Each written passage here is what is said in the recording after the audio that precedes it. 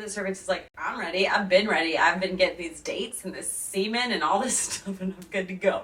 Hey guys, my name is Shayla. Welcome to my channel. If this is your first time here, I talk about motherhood. I talk about pregnancy. I've got a little munchkin on me right now. She's sleeping. Might not be for too much longer since I'm talking so loud. And actually, she's been sleeping for like 3 hours. So we do things kind of naturally, eco-friendly, non-toxic, all of that fun stuff. I feel like you kind of get into that more as you become a parent. If you're interested in that, please subscribe. If this is not your first time here, welcome back. Today, we're going to talk about what put me into labor. I don't want this to be a clickbait video. I'm going to give you some good tips on things that you can do to start labor, but I'm going to tell you that no matter what video you watch, there's nothing definitively that will put you into labor, which is the most frustrating thing to hear. I actually learned once that your baby releases a hormone when it's like, okay, I'm good, I'm ready to go. So there's that. There's also no good indicators of when you're in labor. Also frustrating. My midwife was like, we have so many advances in medicine and in the world, and we still cannot tell you if you're close to going into labor. Dilation, not a good indication. I was 1 to 2 centimeters a couple of days before both of my labors. I know people that were 3 centimeters for like 3 weeks, so it doesn't mean much. Sorry. Usually if your water breaks, you're 24 hours from having your baby because they want to get them out before possible infection. So water breaking is, but like your water might never break.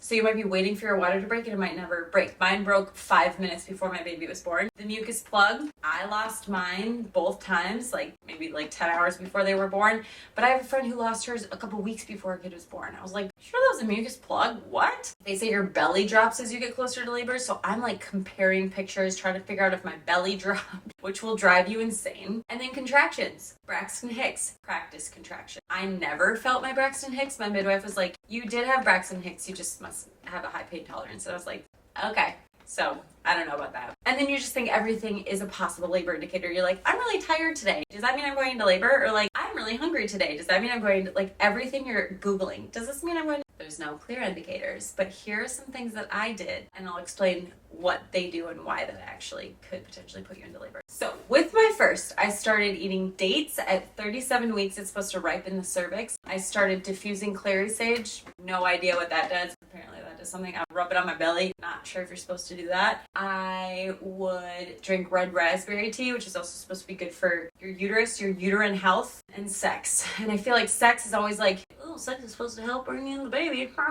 But like it actually is supposed to. Semen is supposed to ripen the cervix again so that when it's ready, the cervix is like, I'm ready. I've been ready. I've been getting these dates and this semen and all this stuff, and I'm good to go. So I did that with both kids, actually. With my first, I started having contractions on a Friday. Seth at the time was working in a night shift. So I was on the couch and I was like, I think these are contractions.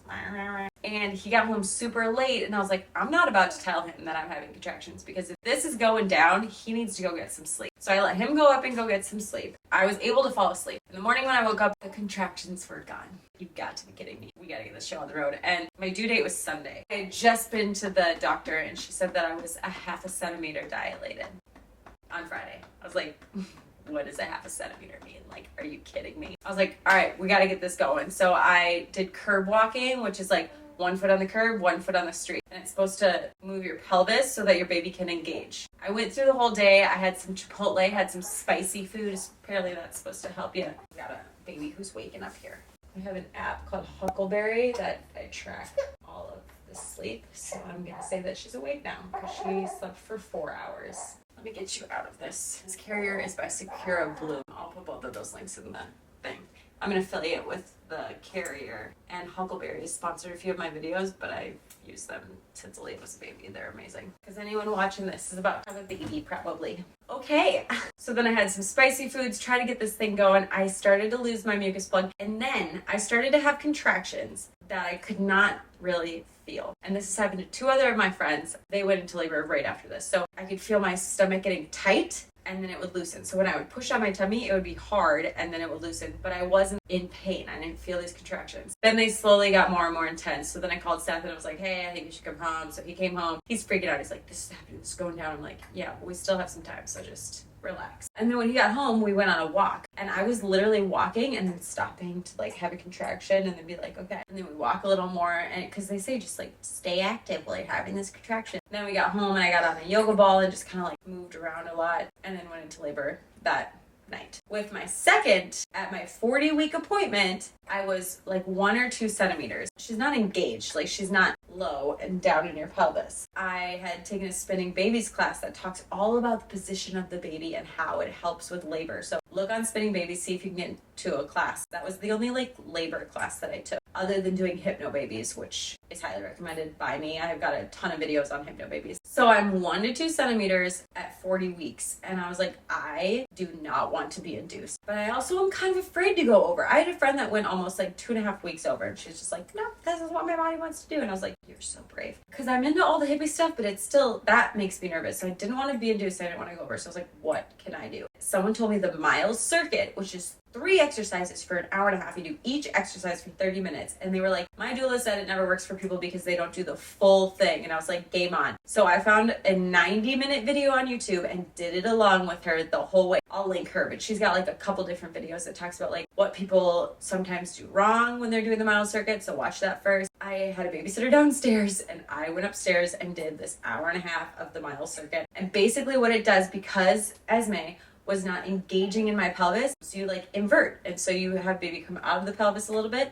and then you stretch and you open things up so that she has room to just like go in. I also looked up the spinning baby's positions. If you feel your tummy, the front of it should be hard where baby's back is. Ezzy was hard on this side and soft on this side, so we knew that her back was here. So I needed to get her to spin into position to go. You also don't want them like this. That's sunny side up. It's just harder for them to be delivered. So you can look on the website what position your baby's in and then the stretches that they recommend to do to get baby in position. And it's like sometimes the placenta's in the way. So I laid on my back and relaxed because I knew the placenta was in the front to try and let her like move around the placenta. This is all in my head. I don't know. And then there's also a hypnobabies track called Baby Come Out, I think. It's your mental game to help baby come out. So I did that, and then that night at 11 p.m. I started having contractions that woke me up. I was able to fall back asleep, and it was just me and Aaliyah just snuggling. And then at 1, my contractions started to get a little more intense. I came downstairs, and then you can watch my birth story, but I lost a little bit of my mucus plug, called the midwife, and she was like, I'll see you as soon as you can get here. So I started having those contractions where I got up at 1 a.m., and she was born at 6:45. So it was pretty quick after that. So she was 40 weeks and 1 day, and my first daughter was exactly 40 weeks. So that's what I have. I would say eat dates, red raspberry tea,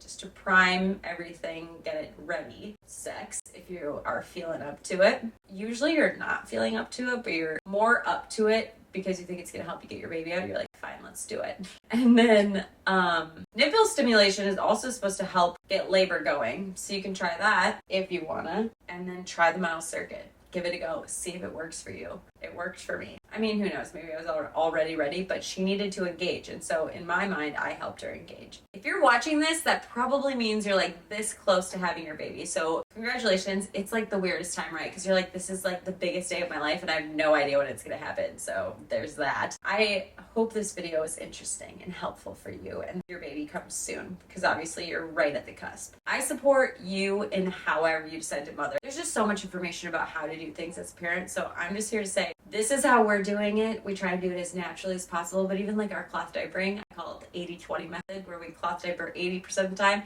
and then like overnights or for leaving the house, I do disposables. We like to keep it real around here. If you're interested in that, please subscribe, and I will see you guys next time. Mwah. Bye.